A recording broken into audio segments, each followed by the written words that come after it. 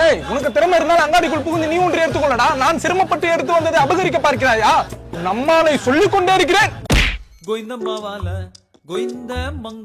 ஏய், மங்கையடா நீ?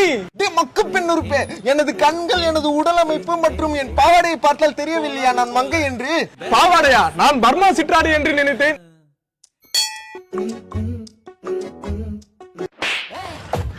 வணக்கம் மாமன். வாகனத்தை நிறுத்தியாடா வணக்கம் சொல்வாய்? ஒரு காதலின் பேரில் வணக்கம் வைத்தேன். யாரடா நீ? அத்த என் மீது காதல் கொள்ள? நான் அழைத்தால் அவள் வந்து விடுவாள் மாமா.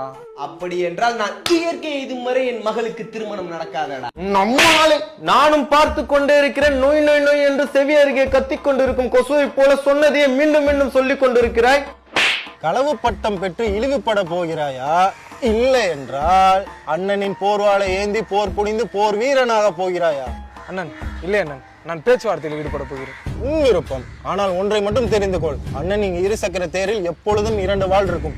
உன்னுடையது போல் எப்போது வேணாலும் எடுத்துக்கொள், எதற்கு வேணாலும் பயன்படுத்திக் கொள். நலமாக உள்ளாயா அண்ணா? நலம் தானம்மா. ஆனால் நான் நலமாக இல்லை அண்ணா.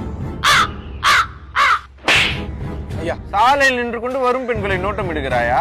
இல்லை ஐயா, உறவினர்கள் ஐயா. உறவினர்கள் என்றால் வீட்டில் வைத்து உறவாடு, அது என்ன சாலையில் உறவாடுவது? என்னடா இது கோழி நாசன வைப்போல்? ஐயா, பாகவதர் பாணி ஐயா. ஆகவதரும் நம்மாலே.